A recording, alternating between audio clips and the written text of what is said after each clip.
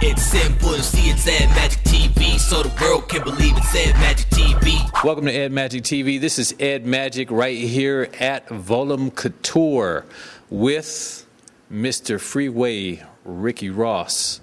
We're going to call him Freeway Rick from throughout this conversation. How you doing, Mr. Ross? I'm doing good. How about yourself? Oh, just wonderful. Thank you very much. Yeah. I just wanted to ask you this one question just to start it off. After all that you've experienced, witnessed, and survived in life, who is Ricky Ross today? Wow, that's deep, man. I'm a lot of things, man. A father, you know what I'm saying? A leader, teacher, a follower, you know what I'm saying? A helper. Man, I don't even know where to start. You know, there's so many things that would take to define me. A survivor, somebody that's going to make it no matter what happens. You know, I believe if an explosion came and nobody else made it, I believe that I'm supposed to make it. You know, when I ride on the airplane and I'm saying, man, if this plane crashed, I got to come out of it alive. So I just look at myself now in a total different light than I ever did before. Okay. Well, how did you look at yourself before? Wow. I used to have low self-esteem of myself, you know, and it took me going to prison and to really get to know myself, to figure out, you know, how I really judge myself, you know, and what I really thought. Because a lot of times what I found out is that we'll think things in our mind, but that won't be what's on the surface. You know, the surface is not really what it is. You know, the surface may be fly and happy, but really down inside, you're miserable and sad. And what I found out about myself is that I didn't think that I was as good as everybody else. You know, I thought that I was lower than certain people. You know, if I saw somebody had a nice pair of tennis shoes on, or they drove a nice car, or stayed in a nice house, I felt that they were better than me.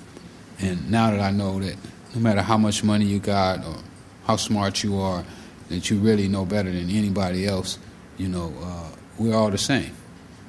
Right. And your life is no important than mine, and mine is no more important than yours. All right.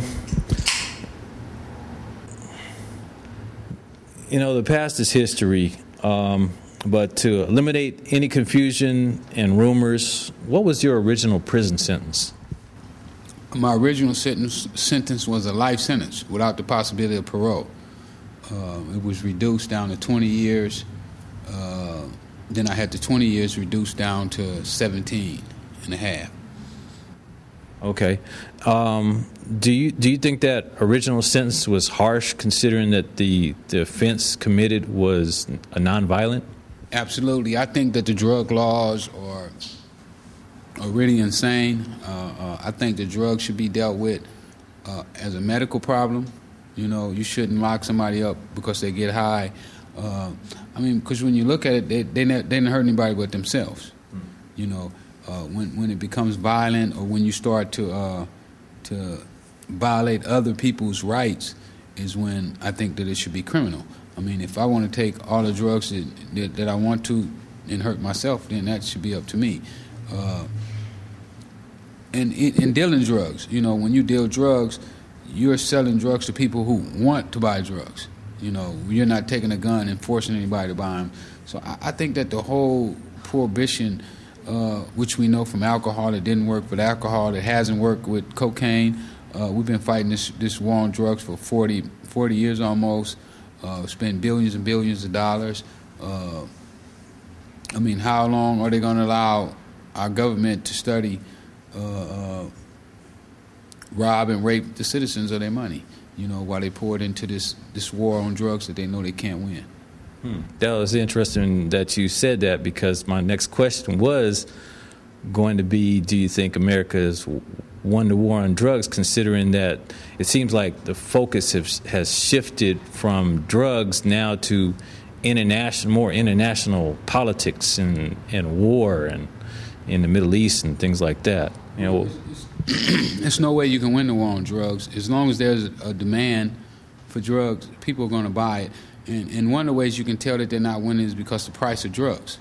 You know, when I started selling cocaine, a key was around $75,000, $80,000. I think now you can get a key for $8,000 or $9,000. So that shows you how miserable the war on drugs is doing. There's plenty of drugs around, and the prices dropped to reflect that. I don't want to talk too much about the situation that you were in prison, but I think this is really important. While you were in prison, what did you do to change your life, and how did you go about overcoming your situation? I became literate. I went from being illiterate to becoming probably over-literate. I think right now that there's not many people on the planet that is sharp as I am or as read as I am. I read, some weeks I would read two books a week. In some weeks, I read at least 300 books while I was in prison. I read the Wall Street Journal every day, the LA Times, and the USA Today. I read Time magazine, Forbes magazine. I became very, very read. I went from being a no reader to a total reader. When I went to bed at night, most nights I went to bed sleep with a book on my chest or next to my pillow. When I woke up in the morning, before I got out to bed and did my exercise, I'd read a few paragraphs out of my book. I was reading about these guys, Puffy, Master P, Bill Gates, Donald Trump, and all of them. And I was like, you know what? I want to be better than all these guys. I want to outdo all of them. I don't want none of them to be better than me. So I was sitting there and I said, well, what can I do that they're not doing? And one thing came to me was read. That's impressive. I'm sure you've been asked this question countless times, but tell me, if you were to rewrite any line of your story differently, what changes would you have made? Or, you know, how would you think your life would have been had you not been introduced to the drug game? Nah, that's crazy to say. I don't know. What was I going to be introduced to? You know, everything that we do comes from exposure. You know, what we brought to our attention, what's pointed out to us. I don't know. I could have been anything that I wanted to be. I know that now. You know, that I could have been a lawyer. Probably could have been a doctor. You know, I mean, it's wide open. The President of the United States, maybe. I mean, it's wide open to, and not only that though. I mean, not what I could have been. What am I gonna be? Because see, I still got a second chance. You know, my life is just starting. It's the second half of the life, and now I learned from all those things that I went through. So now I'm applying all of those to the things that I'm doing right now, and right now I don't know how far this could go. You know, I mean, it really baffles me. Just how far and just how many things that I'm able to do right now, and in only 18 months, 20 months that I've been out of prison. It's crazy that I'm able to do these things. You know, I'm baffled with it. You know, like, wow, Rick, what? you thought this was going to take 5 years, 10 years, and it's happening in 18 months. So I don't know. We're going to see. You know, just that question you asked is what I'm trying to do with the second half. Okay. All right. Well, I'd like to talk about that a little bit further about what you're going to be doing. But first, there's definitely a couple more things I'd like to ask you. You know, what advice would you have for like present time drug dealers?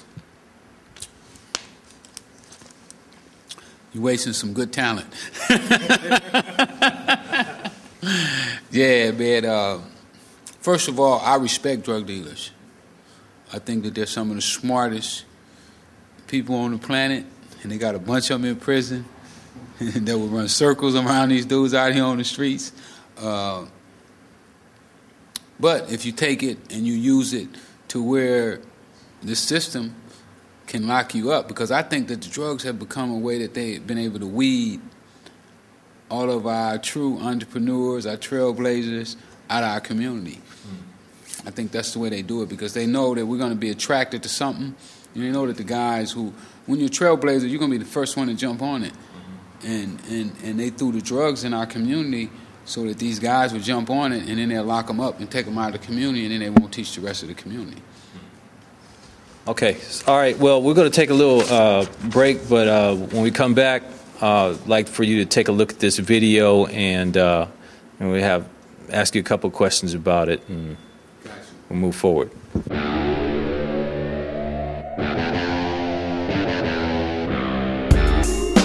Back from the dip. Back from the dip. West Coast. We're in the house.